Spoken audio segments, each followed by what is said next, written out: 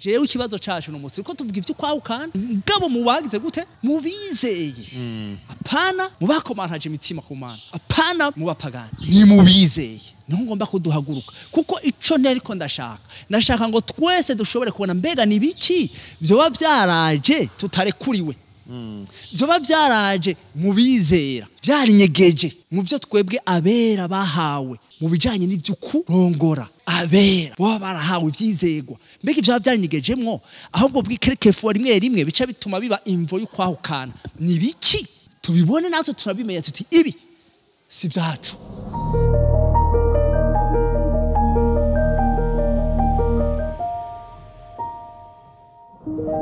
Kumbure dusoye twibutsa abantu ko baradukurikira bashobora kuba ariho bakidufatira hagati divorce kubizera ijambo ry'Imana rivuga iki ni iki jambo ry'Imana rivuga kuri divorce tumaze gusoma imirongo itandukanye twako turasoma twasomye muri Maraki 2:16 duheje gusoma muri Matayo 19 kuva ku murongo wa mbere ku murongo wa 12 turabandanya turegegwa imbere hari iyindi mirongo ishobora kudufasha gutahura kugira ngo umuntu abandanye kumenya ijambo ry'Imana ryoba rivuga kuri divorce ku bana b'Imana.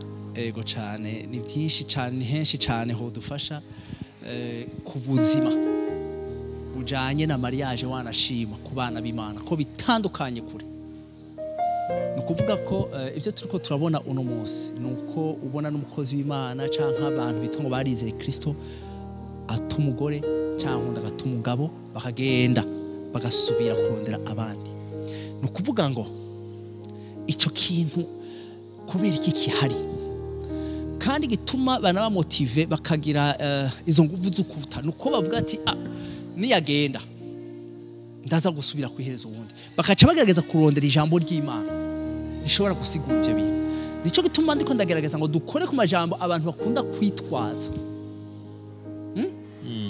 bakunda kwitwaza kugira ngo usanga yabahenze bakaja hirya y'ubugombe bw'Imana kandi ndashaka umuntu wese asuzume dusuzume ivyanditswe navyo vyiza kandi reka imbere ko njaho hano kenshi iyo uganira cyane cyane abitwa n'abakozi b'Imana bakoze ivyo bintu bari kwarakora n'ivyo bintu bavingira maze mvuga hano ku bintu vyakubaye ko uri kwadukurikira kuko abantu bumva ijambo ry'Imana aba ijambo ry'Imana buryo iyo ryumvise ntiribe ubuzima bwawe rikubera icagezwe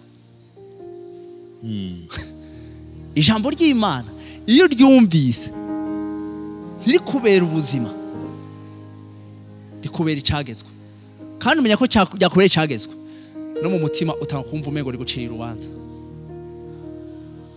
ego ugatanga kuraba no bivuze ugatanga kubimvira ko umengo niwe yaciriye imanza abo ko mutazi nanjye ngira bakuvuze muzina nuko iyo muzina yavuga ati uyu habwa yari kananyigisha ariko avuga jeyo warunzi wabivuze ko yarunzi nukuvuga ngo ijambo ry'Imana n'umuco kandi reka dufate gutya Marvin reka ndarivuge gutya muzaba mukoze kandi mutwihangana namwe ko muravyumva mumbabarire turaganira ku ijambo ry'Imana uko ryo bari bivuga hama tugerageze turisuzume by'ukuri nukuvuga ngo abakozi b'Imana tubikora bakora ibi bintu bashobora gusanga babigiyemo twibuke iki kintu yuko turabera icitegererezo benshi mwishengero tubyibuke hama twibuke ikindi cya kabiri kwihenda kuri ibi bintu haba imbere canke haba vuba canke haba mu minsi iri imbere uzobibona tuko wihenze mugabo nkagaruka kuri iki kintu ndasubiyemo kubera iki nubundi tutihenze tutabona ko twihenze tutarakora mariage tutaraba umwe kubera iki je nico kibazo mfise uno munsi kubera ko abantu batabibona ko bihenze ko twese tuba twahuye turi abana b'Imana kubera iki tutabibona ko twihenze ndagaruka aho hano nukuvuga ko rero aya majambo twebwe turiko turayasoma nukugira ngo nta bicitwazo cukiya tuvusanga twagiye hirya y'ubugombe bw'Imana kuko mariage yihenze Marve hajya abantu ntibapfa kuvana gutyo gusa imitima yabo bayababaye kandi hajaye ibintu byinshi nukuvuga ngo mu majambo make reka nsubire mu iki kintu izi mariage nyinshi zihenzwe, mariage nyinshi abantu bitiriye Imana mugabo ari bo bubatse canke imico yabo ikabubakira atari Imana yubatse, akaba ari bo bagize gute bubatse. Ziherera muri ibi bintu by'induru kandi na divorce kenshi. Nukuvuga iki? Hari abantu benshi jewe nzi bizera muga kubera bahushije ivyizegwa. Mwumva ijambo ry'Imana rivuga ngo umugororotsi wanje azobeshwaho no kwizera. Umugabo ni iyo njorora akabivamo ivyizegwa, ni iyo njorora wenyene, ni iyo njorora akabivamo ivyizegwa, ntazo bagihimbaye umutima wanje. Menya ko nivyo vyizegwa biriho mu buzima bwa mariage, uburyo dukora mariage kwishaka, ukabona utabikoze mu buryo bwashiriweho abizera, menya yuko ntugihimbaye umutima w'Imana. Naho mpaguruka nkavuga ngo mariage nyinshi, hariho mariage nyinshi uno munsi zizobuza abantu kuja mw'ijuru, kandi batanguye imbere. Hariho mariage zizobuza abantu kuja mw'ijuru. Yego cyane. Imana ivyo ko vyo kuraba ati wewe wari wabanye na naka muravana canke wari wabanye na naka mura. Yari yonjoroye mu vyizegwa, yabikoze uko ashaka. Wewe warizeye, kandi kubera wizeye wari ufise habari yuko umuntu wa mbere yatanguje mariage ari Imana, kandi wewe n'umugore wawe canke wewe n'umugabo wawe si mwebwe mwabwirizwa kubaka. Nukuvuga ko niba mwarizeye Kristo mwabwiza kumenya habari ivuga ko Imana yonyene yibwiza kubaka urugo, kuko niyo ibishoboye, kuko niyo yarutanguje, nayo nizingene yubaka. Hanyuma iyo muhisemo re kuja kwiyubakira mwebwe, nukuvuga iki? Mwataye ivyizego, mwiyonjoroye mu vyizego, mwarabakiranutse, kuko mu maso y'Imana babona ko murabakiranutse kubera mwizeye Kristo. Kuko mwizeye umukiranutse, Imana ibaravye ibabona ko murabakiranutse. Marve tuvyibuke, Imana tubona ko dukiranutse kubera twizeye ukiranutse Kristo. Nukuvuga ngo iyo tutaye rero ivyizego, ngo wizeye umukiranutse wese akora ibigororotse. Kubera iki hariho inzira y'abakiranutsi tutayikurikirana muri mariage? Kubera iki hageze mariage caduhitamo kwikora uko tuvyumva? Kubera iki hageze mariage cadukora uko umubiri wacu tuyoboye? None umuntu ayobowe nuko yifuza n'ivyifuzo vy'umubiri, wazohimbara Imana? Kumbure ngaho pastor tuzohagera turabe, kubera ko tuvuze mariage hariho abatangura kubonamwo umubiri no gusatisfeza umubiri. Tuzogenda tubona ukuntu umuntu abivamwo, ukuntu umuntu abijamwo. Twifashisha andi majambo y'Imana. Kwari gusigura ikibazo warumbajije, mbega vyoshika mariage kabuza umuntu kuja mw'ijuru? Karako nuwo muco nagomba gutanga. Nukuvuga ngo iyo utabikoze uko Imana ibishaka, ukaza no kubivangamwo uko abatizeye babikora, iyo mariage nubwo wari watanguye wizeye, ukihenda ugafata ibitagenewe abizera, ukashaka kubikora nk'uwizeye, ukishushanya nuko abatizera babikora, wewe uzohomba ijuru. Nukuvuga ngo rero amajambo menshi nayo nyene tweko turavuga ivyo nyene abizeye Kristo bagenewe. Umugabo witwa Paulo yabivuze ko cyane, navyo nagomba ko tugaruka kugira ngo twumve vy'ukuri, twumve navyo mu Bikorinto ba mbere igice c'indwi, twumve nayo ayo majambo abera bagenewe. Abikorinto ba mbere igice c'indwi ku murongo, turagomba duhere ku murongo wa mbere naho nyine byo babyiza, kugira ngo tugume muri context yuko ijambo ry'Imana ribiko rivuga, tudabisanga twihenze. Ijambo ry'umutwe riravuga riti ivyo kwabirana no kwahukana. Ivyo kwabirana no kwahukana, Imana ishimwe ko erega hahukana babiranye nyine ingene bibwiza kugenda. Reka tuvyumve. Ariko kuvyo mwanyandikiye, iciza nuko izina muhungu atohuye n'icitwa umukobwa, ariko kubwo kwirinda gushakana umugabo wese agire uwiwe mugore n'umugore wese agire uwiwe mugabo. Ngo ico baciza ngo ni Ico baciza nuko izina muhungu atohuye n'icitwa umukobwa. uyu mugabo nukuvuga ko aje mu bihe nk'ibi bamutera amabuye. Wewe akivuze ko ari ikintu ciza. Kandi uyu mugabo ninda bivuze uyu. Paulo. Kubera avuze ngo jewe kuvyo mwanyandikire kandi ababwira ibintu. Ariko abwira bikorino. Saba pagani niwe yari karabwira. Kandi abona ni abizeye nubwo batari bwakomere mu buryo bw'impemu. Ariko bari mu mugwi w'abizeye. Bari mu mugwi w'abizera. Nubwo yaje ababwira ati mwebwe uno munsi sinobabwira ibikomeye. Mukwiye ivy'amata. Abanyefeso bakababwira nta ngorane mwe hono babwira nibikomeye. Nukuvuga ngo nubwo yariko ababwira bamwandikiye bariko mubaza ivyo bibazo yariko yishura abizeye. Wibuke kuno munsi jewe ikibazo cacu no munsi ko tuvuga ivyo kwahukana kwabirana mugabo mubagize gute mubizeye. Apana mubakomantaje imitima ku Mana. Apana mubapagani.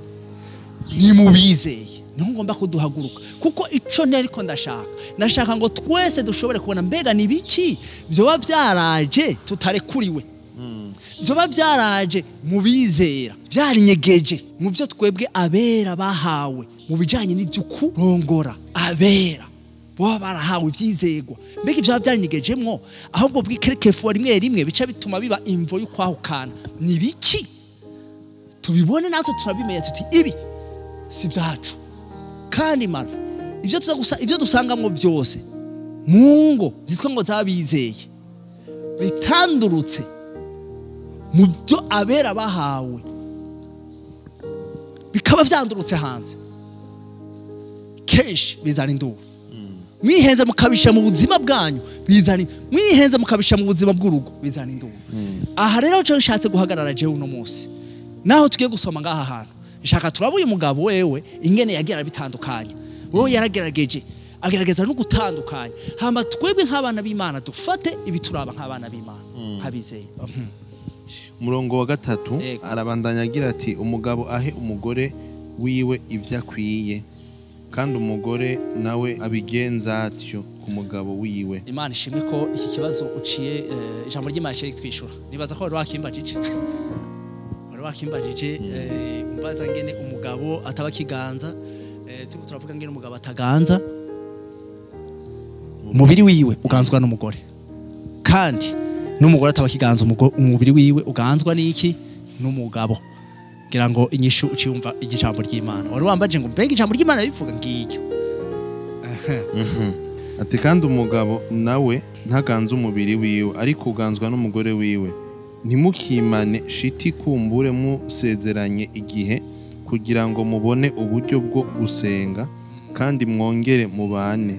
Satani ntabageragereshe kutirinda kwanyu. Ariko mvuze ivyo ari ukwemerana si vyagezwe mbagerera. Nagomba ko abantu bose bomera nkanje. Ariko umuntu wese afise ingabire yiwe ahawe n'Imana umwe ukwiwe uwundi ukwiwe. Kuvuga ko ico ashatse kuvuga urabona ngaha abantu rimwe hari n'abantu bashaka kwitwaza bya bintwe ko turavuga ngo jewe ngo nta hari n'abandi bavuga ngo Imana ngo yavuze ngo si vyiza ko umugabo aguma wenyene. Ngo ntiwoshobora urumva ngo bakaca bivuga ngo kugira nkorera Imana ni vyiza ko mbwiza kugira gute nico twaye ko turavuga buryo ngo ni vyiza yuko twogira gute ngo ni vyiza yuko ngo bwiza kurongora ngo twa turi kuba nivyo twavuze ngo Paulo nico gituma Paulo yakabahamagarira ivyo wewe yarabikoze yarakoreye Imana kandi ari wenyene kandi yarabishoboye mugabo twese wewe hakoba ubona muri wewe twarabonye n'abanditse Paulo gusa n'aba Petero bararongoye bari bafise abagore mugabo ntibyaretse ko bakorera Imana. Ni kuvuga ngo nta motive nimwe nta kintu na kimwe cotubuza nta kintu na kimwe cotubuza gukorera Imana. Nta citwazo cyo mu murimo w'Imana twogira kubijanye n'ivya mariage. Ni kuvuga ngo ubuzima bujanye na mariage tubukore. Ni kuvuga iki ntagire kamere kawe kaza kukuyobora cyangwa witwaza ivy'umubiri wawe ushaka kunyegeza inyuma y'umurimo w'Imana. Ego Paulo yavuze ngo byari kuba byiza abantu bose babaye nkande nkanje kubera iki yari yavuze hariya ngo byaba byiza ngo zina muhungu wese ngo atagize gute ngo ariko ngo umuntu wese ico Imana yamuhaye ngo impano yamuhaye niba ushobora kurongora wumva we muri wewe Imana yagusema ko ubwiza kurongora ewe rongora mugabo ntuyobogwe na kamere k'umubiri yobogwa n'Imana ngoma ngaruka hahandi ubu je ndiko ndavuga mu bana b'Imana tureke kubigeneralize mu bana b'Imana nubwo no mu bitizera bafise navyo nyine Imana uko ibibona mugabo je ndiko ndavuga mu bana b'Imana ego ku murongo w'umunani arabandanya agira ati abatararongorana bo n'abapfakazi ndababwira yuko iciza ari uko bogumya kumera nkanje ariko namba badashobora kwirinda babirane kuko kwabirana ari kwiza kuruta gushuha abamaze kurongorana ndabagera ariko si jewe n'umwami wacu umugore yoye kuvana n'umugabo wiwe ariko aramutse avanye nawe abe igisubira muhira canke yisubize hamwe n'umugabo wiwe kandi umugabo yoye guta umugore wiwe murongo wa 12 agira ati ariko abandi ni jewe mbabwira si umwami wacu mwene data asanzwe afise umugore atizera kandi uwo mugore agakunda kubana nawe yoye kumuta kandi umugore afise umugabo atizera nawe agakunda kubana nawe yoye kuvana n'umugabo wiwe kuko umugabo atizera yezwa kubw'umugore wiwe kandi umugore atizera yezwa kubwa mwene data uyo iyo bitameze bityo abana banyu baba ibihumane ariko noneho nabera ariko utizera namba agomba kwahukana niyahukane mwene data w'umugabo canke w'umugore ntahambirwa iyo bimeze bityo Imana yaduhamagariye amahoro yewe mugore ubwirwa niki yuko uzokiza umugabo wawe yewe mugabo ubwirwa niki yuko uzokiza umugore wawe reka rero tugerageze tuganire kuri iri jambo ko hano hantu harakomeye kuko urumva hari hano hatubarira ko tudakwiye guhambirwa n'ivyo bintu aho reka rero Marvin ngira wumvise nge twatanguye tuvuga twebwe ico turavuga tuvuga kubizera gusa kandi wumvise ko n'umugabo yagira bivuga wumvise ko yagira yatandukanije abizera n'abatizera nukuvuga ko somera umurongo w'umunani haravuga hati abatararongorana bo n'abapfakazi ndababwira yuko iciza kuri bo ari uko bogumya kumera nkanje haroroshe ngaho hantu abwiye bande abatararongorana n'abapfakazi twibuke ariko baramwandikiye ni bande bamwandikiye ishengero ry'ikorino ubu turiko turavuga bizeye ubu rero hariho abantu ba mbere bagize gute avuze wewe ubwa mbere yatangiye ngo byari kuba byiza umugabo wese ko atokara uyu mugabo kubera impano kubera niki Imana twese dufite impano zitandukanye hagushuha umuntu agira gute arondera umugabo umugore arondera umugabo arondera umugore umwe gusa sawa yavuze babiri umugabo agira umugore wiwe n'umugore agira umugabo wiwe okay ubu rero turagiye rero mu mugwi w'abagirira gute wabataragira mariage wabatararongora tukende buhoro nabande ubona abapfakazi ababwiye ngo byari kuba byiza bagize gute bigumiye nkawe wabatarongoye bakigumira uko siko babwiye ku murongo 8 subiramo wumva abatararongorana bo n'abapfakazi ndababwira yuko iciza kuri bo ari uko bogumya kumera nkanje aho hanyuma bandanya ariko namba badashobora kwirinda babirane kuko kwabirana ari kwiza kuruta gushuha nibumva imibiri yabishusha abatararongora nabagize gute nabapfakaye byari kuba bize kubigumira uko umugabo hako bashuha bagire gute barongora abandi barongora uwo no mugwi wa mbere aho niturava mu bagize gute mu bizera kandi nkundire tukume tugasubiramo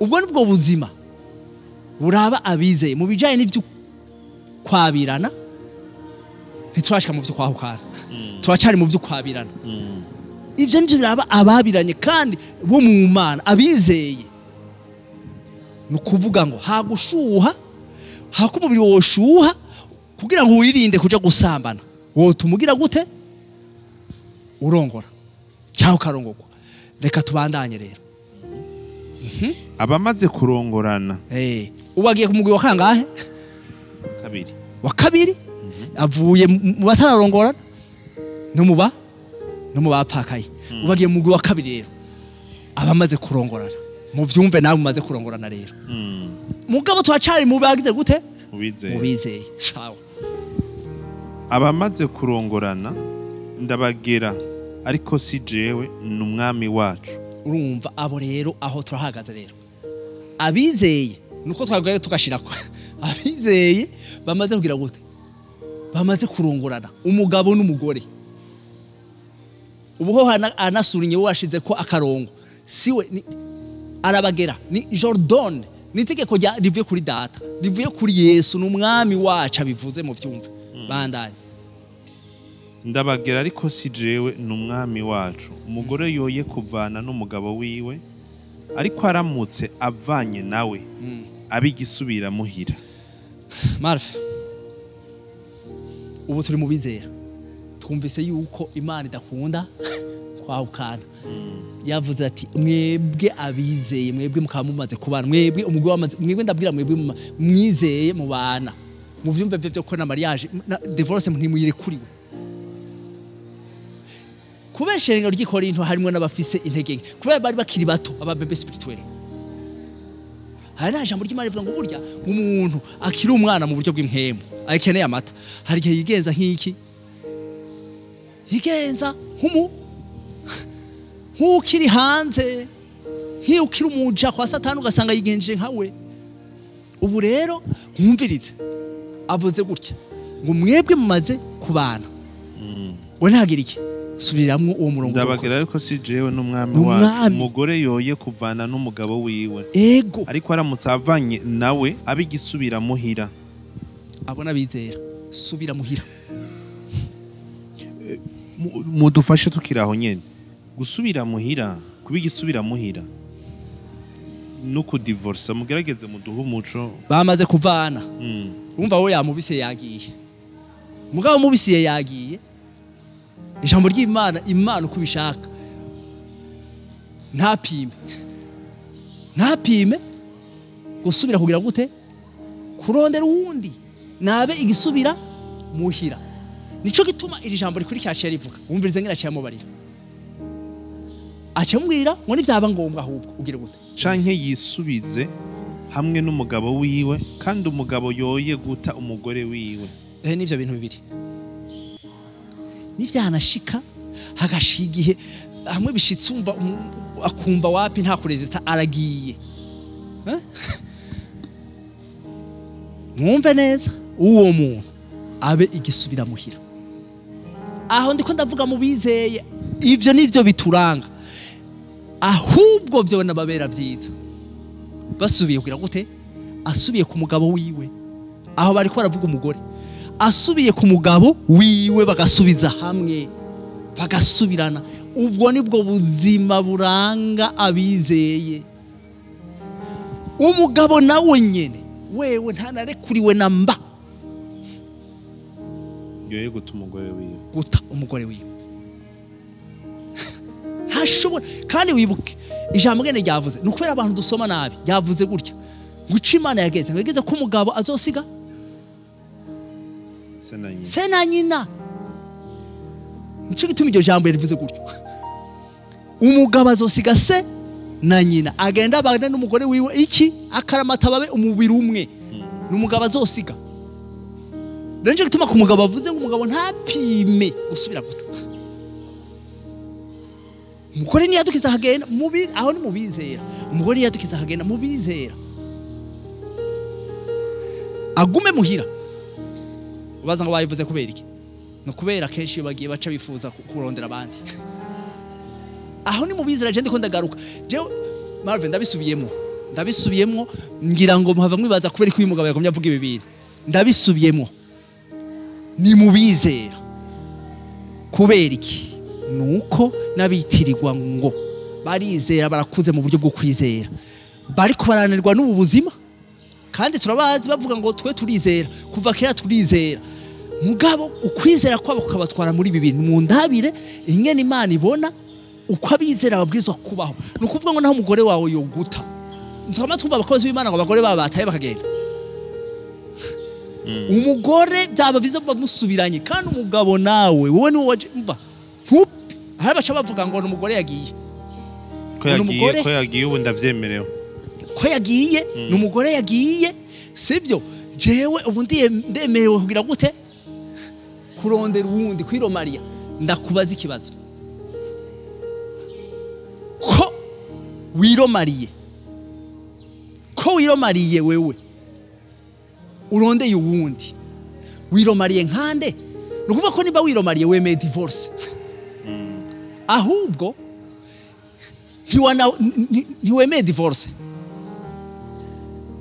ntiwemeye divorce gusa kandi twibutsanye yuko wewe uri umukozi w'Imana sivyo kandi uruwizeye nawe niho tugendera ntaho ushaka tugume kuko ku Mana nta divorce none naho nibura uw'Imana naho umugore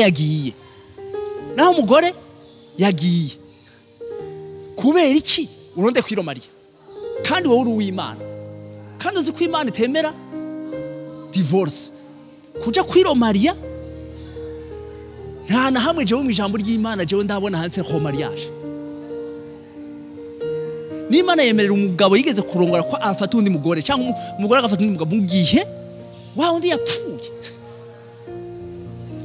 none ko yagiye mwumvise ngene byavutse wa mugabo ncavuze ntupime kubera wowe uw'Imana ko n'Imana wowe uri kote y'Imana yagiye wewe ntaco n'igihe gitumye kandi kiri kintu umaze kubona kandi agicishe mu entre parenthèse iyo kenshi n'uwo muntu avuze ati umugore wanje niyo yagiye afise amakosa reka nirondere uwundi wewe ntigera yimvira ko hari amakosa afise Marve uramaze kwicana n'abantu babiri bavanye ntibiragushikira umuntu wese ata ikosa ku wundi sibyo kandi wewe ntashaka kwibaza ko urya mugore yagiye hariho wewe ikosa yo babifisemo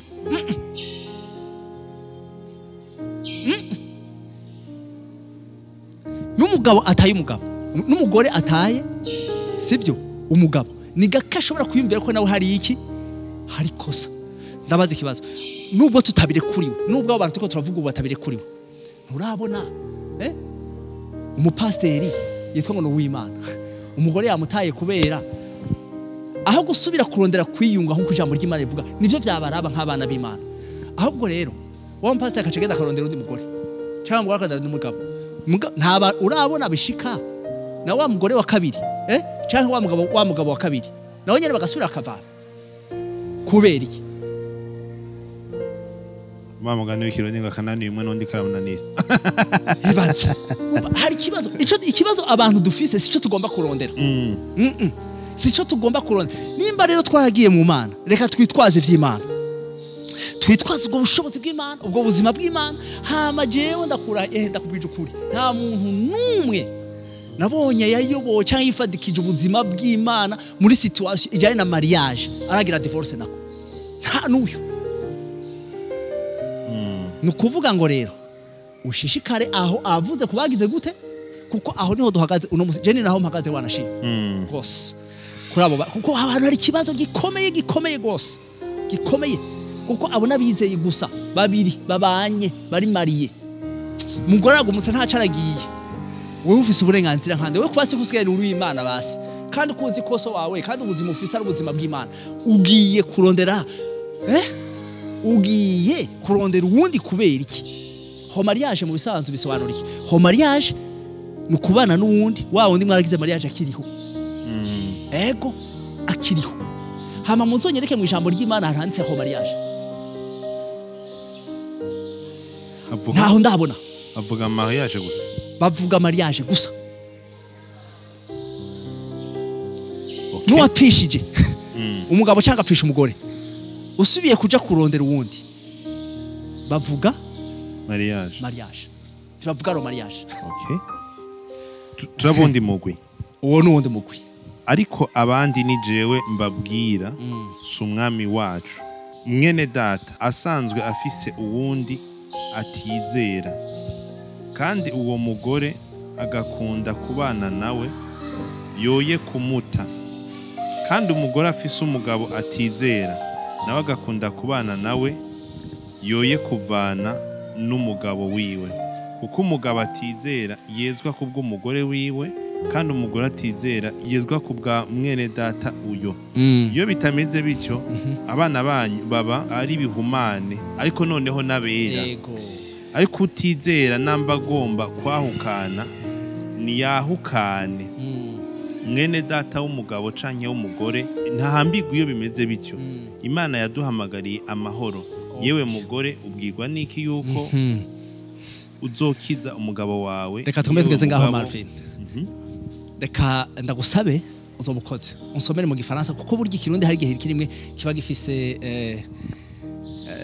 kutumvikana neza amajambo amwamwe. Dusome mu gifaransa ngira ngo turashobora gusobanukirwa neza ndagenda ndinterpreta tugende turasubira mu buhoro buhoro. Ugende verset par verset tugende umurongo ku wundi. Mpere ku murongo wa 2 cyangwa 14. Hera ku murongo aho bavuze kuri uwo mugwi w'abantu babana n'abata abantu babana nukuvuga ko twahejije umugwi wabatara rongora naba pfakaye tuja ku murongo wa kabiri wabamaze kugira gute kubaka ku mugwi wa kabiri ubu turi ku mugwi wa kangahe wa gatatu ubu rero wibuke ko turacari mu bizera ubu rero Paulo aje kutubwira sivyo kandi jambo ry'Imana tubwira nubwo vyoshika rero ubu yari kabwira bizera gusa mugabo nubwo vyoshika umugabo akaba afise umugore atizera hanyuma nubwo vyoshika umugore akaba afise umugabo atizera ni gute mwobaho ni gute vyogenda numve rero ivyo rero. Pour les autres couples en absence d'indication de la part du Seigneur voici ce que je dis. Ubababwiye ngo niwe ababwiye mugataza gusoma hepfo havuga ngo nanje ngo nibaza ko mfise umwuka w'Imana mfise mwemu w'Imana. Si un frère chrétien est marié avec une femme non croyante et qu'elle consente à rester avec lui, reka twasigure ngaho neza tugende buhoro buhoro kugira tuvyumve. Ubu dufise rero umugabo yizeye umugabo afise umugore atizera. Nico gituma mbabarira Marvin jewe reka ndabwiza ukuri abantu turiko turabwira ngaha ntibababare canke bumve ngo ngo ijambo ry'Imana riko rabacira urubanza mugabo bumve gutya ibintu bakoze batarizera ivyo twe ntibituraba. Jewe ubundi ko ndabwira abantu batanguye azera bagira gute bizera ubuzima bagiye kubandanya ivyo babayemwo abatizera twe nturaba. Marvin Pass mwumvirize neza kubera ko tugiye muri uyu mukwi hari ikibazo gikomeye. Nukuvuga ngo nk'ubu hari nk'abantu babayeho babana n'abantu batizera bigashika bakahukana bahagira iki mbwa uno munsi bakaba barizeye. Mbega ubuzima bwabo hari gihinduka aho niho mfise ikibazo no kwishengero kuko si byiza ko twitiranya ibintu byose.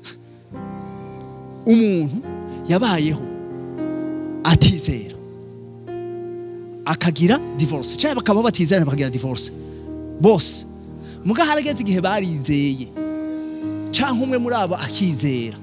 Ubu rero n'uwo muntu aza kwisanga muri uwo mugwi rero uwo urizeye mugabo birashitse ucibana n'uwizera ubwo n'ubwa mbere ni kurya mu gutwa tuvuyemo ingene bica bigenda kuri mwese nta divorce. Ubu rero hari umuntu yizera umugabo yizera ahuye n'umugore atizera cyangwa umugabo atizera ahuye n'umugore yizera umugore yizera ahuye n'umugabo atizera ubuzima bwabo mu maso y'Imana n'ubwahe. Dusomere mu gifaransa Pour les autres couples en l'absence d'indication de la part du Seigneur, Ego. voici ce que je dis. Si un frère chrétien est marié avec une femme non croyante et qu'elle consente à rester avec lui, Wa mugore atizera yifuje kugumana nande n'umugabo yizera. qu'il ne la quitte pas. Uwo mugabo ntagire gute? Ntamute. Ntamute. Aho. De même, si une femme a un mari non croyant et qu'il consente à rester avec elle, qu'elle ne le quitte pas. Kandi n'umugore yizera akaba n'umugabo atizera. Uwo mugabo atizera akaba uwo mugabo nyene yizera akaba yumva vraiment bimuhaye amahoro kwibanira n'umugore yizera. Uwo mugore ntagire gute? Ntamute. Ego. Car du fait de son union avec sa femme, le mari non croyant est bien un mari légitime aux yeux de Dieu et de même. Munyumvirize rero. Mwabagore mwizera. Uba tugiye kubagore bizera? Nivyo. Abanye n'umugabo Atizera. bavyumve bose. Mu maso yande y'Imana. Dusubiremo kubera ico kintu kiracanga abantu. Car du fait de son union avec sa femme, le mari non croyant est bien un mari légitime aux yeux de Dieu et de même. Wa mugore we utizera. Wa mugore we wizera. Ukaba wubatse n'umugabo atizera. Inkuru ngira ijambo ry'Imana. Mu maso yande, apana mu maso y'abantu. Apana mu maso yawe wa mugore we. Mu maso yande y'Imana. Uwo mugabo ninde? N'umugabo wawe. Legitime mu mategeko. Mu maso y'Imana. Mu maso y'Imana. Apana mu maso y'abantu cyangwa mu maso yawe. N'umugabo wawe. Uko niko Imana igira gute? Twe tuko turavuga ubu. Nico gituma nagumye mvuga iki. Ntidusohoka hanze. Mu bizera. Niho duhagaze. Mu maso y'Imana. Imana ngene ibibona. Wa mugore we. Uwo mugabo Imana ibona ko ari kwawe. Aho bandanye. Du fait de son union avec son mari chrétien, la femme non croyante est bien une épouse légitime aux yeux de Dieu. Autrement, leurs enfants seraient des enfants naturels, alors qu'en réalité, ils sont légitimes. C'est légitime. Nukuvuga ko n'umugabo nawe wa mugore we. Si bavuze vice versa. Nawe wa mugabo ufise umugore agize gute? Atizera. Mu maso sindiko ndavuga mu maso yawe. Cyahi mu maso uko ubibona. Uko Imana igize gute? Ibibona kuko dusomye ijambo ry'Imana. Nukuvuga ngo Imana ibona ko uwo mugore wa umugore wawe nubwo atizera n'umugore wawe. Aho ni mu maso y'Imana. Imbere mu maso y'Imana légitime. Aux yeux de Dieu. Mu mategeko. Ucumve neza. Wa mugabo ufise umugore atizera. Nukuvuga iki rero bandanya rero twumvere tuje muri bimwe byo kutandukana. Ariko utizera namba agomba kwahukana niyahukane. Mwene data w'umugabo canke w'umugore ntahambirwa. Iyo bimeze bityo Imana yaduhamagariye amahoro. Umva rero naho nyene mbabarira tugende kubera haruguru batangwa tubwira ngo umugore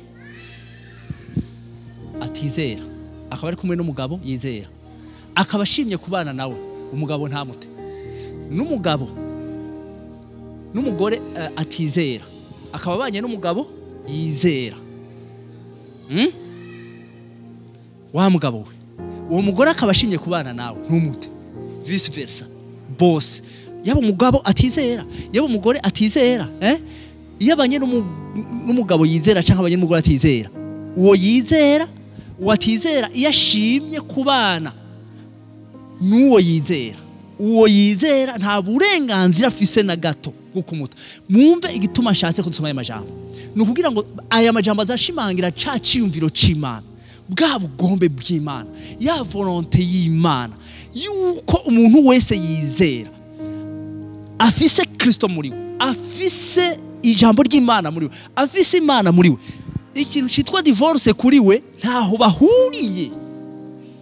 Aya majambo nicashimangira uwo mupagani watizera ashimye kubana nawe wizera kimya gumya nta burenganzira wewe. Ariko gaha rero badushigiye ku kindi rero ca kabiri. Turiko turavuga ubuzima kubizera. Ubu rero wa wundi atizera, yaba umugore atizera, yaba umugabo atizera. Umugore atizera abwiye umugabo wiwe, sivyo? Yizera wa mugabo we, jewe sinkikeneye kubana nawe. Ubwa mbere rero kubwiye ngo namahoro kwibanira nawe wizera. Umugabo amubwiye ngo jewe wa mugabo wizera, jewe wumva umugore ntizera, ndigiriye. Cyangwa umugabo atizera akabwira wa mugore yizera, wa mugore we ndigiriye. Ubu ntagishaka kubana, uwatizera ntagishaka kubana n'uwizera. Ijambo ry'Imana riravuze ngo wewe mwene data, wewe wa mugabo wizera cyangwa wewe wa mugore wizera, mureke yigire. Mureke yigire. Imana yatubahamagariye kuba hehe mu mahoro. Mureke yigire. Ubu rero ikibazo nsigaranye Marvin niki? Kuko navyo biruzuye. Uyu mugore yagiye. N'uyu mugabo yagiye ko batizera. Iyo yagiye wewe usigaye uruwizera. Wa wundi atizera yagutaye.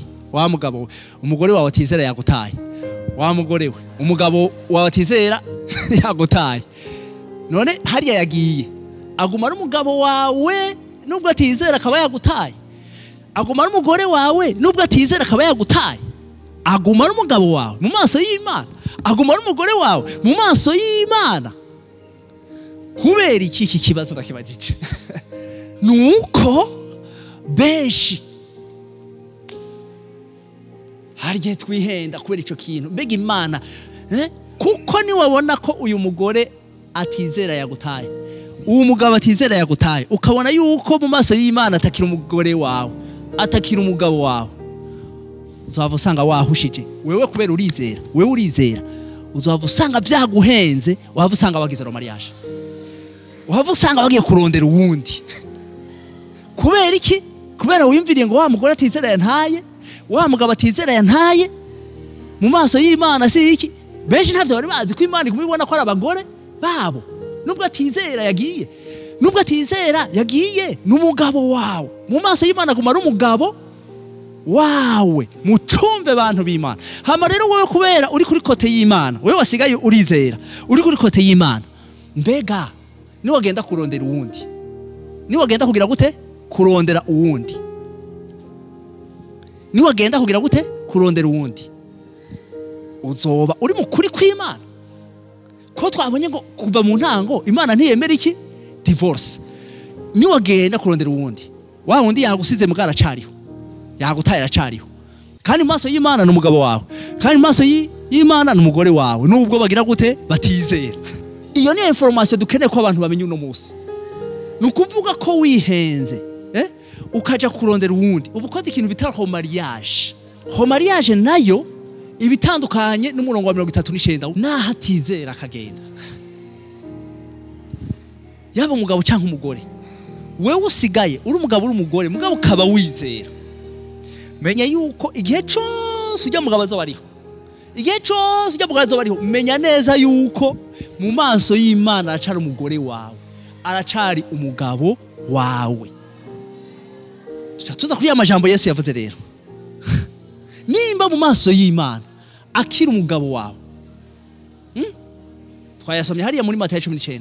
Nimba mu maso akira umugabo wawe nubwo atahari, nimba mu maso akira umugore wawe nubwo mutari kumwe, ni wihenda. Tugaruke na haruguru nyene na Paulo yarabivuze haruguru, ukarondera uwundi, mu maso y'Imana zo bari iki? Ubusambanyi. Nico gituma Yesu yavuze ngo si bose bashobora kuvyumva. Kandi ndakubwira igituma wewe nk'ubu igituma dushaka kubisoma tukavyumva nuko ico kibazo ataco dufise. Ariko ihendo cyo kwisoma uri mu ngorane za divorce,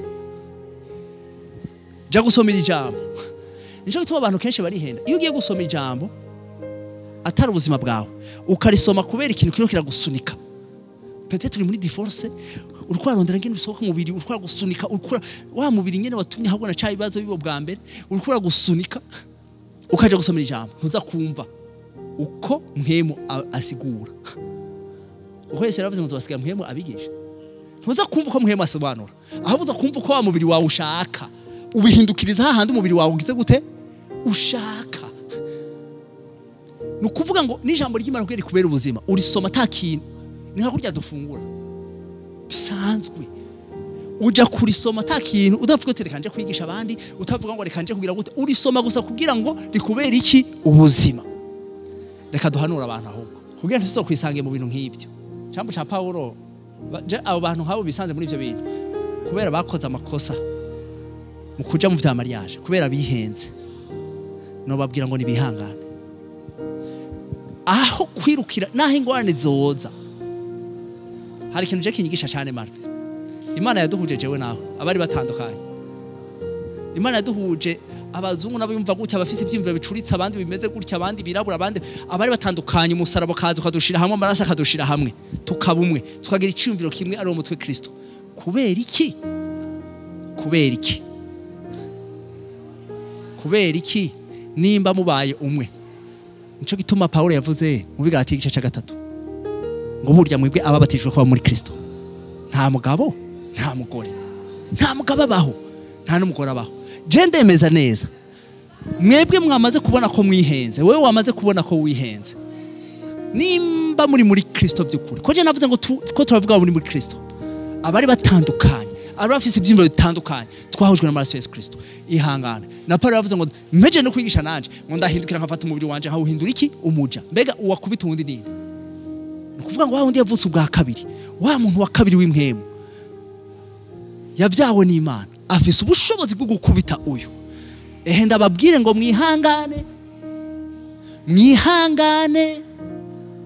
nubwo umaze kubona washyize mubarize ko wihenze ni wihangane aho kwirukangira divorce mwirukangire kurondera Imana kurondera ijambo ry'Imana muryumve kumwe kuko nta kintu na kimwe Imana itavuga kijya kintu mutumvikanyeko Imana yafise kukivuga mu ijambo ryayo kubera ko tutogwanisha ka ryo kumva kumwe kubera ko abantu batumvikanye ikintu option ya mbere iba divorce kubera ko option ya mbere iba gutandukana kubera ko option ya mbere toba kuvuga ngo dufise umutwe je ndacari ko ndavuga kubizera sindiko ndavuga abahanze niba ahitamwe nabo nyene abariko baratwumva batarizera Kristo ndabatumiriye nimwizera Kristo azobaha ivyiyumviro vyiza azohindura ivyiyumviro vyanyu kandi arubaka umugore akubaka n'umugabo mwese mukubakwa n'umuntu umwe Kristo yubaka neza abanza kugira renouvellement de l'intelligence ivyiyumviro vyanyu bikavaho mukagira ivyiyumviro vya Kristo nukuvuga ngo mwese muri Kristo nta mugabo nta mugore tuba urugingo rumwe tuba umubiri wa Kristo Kristo akaba ari umutwe wacu niba twiyumvirira dushoboye kwiyumvira kumwe twese dushoboye kwiyumvira kumwe jewe nawe wa mugore wewe wa mugore ntandi dushoboye kwiyumvira kumwe nta divorce kuko divorce zose ziva ngaha mu mutwe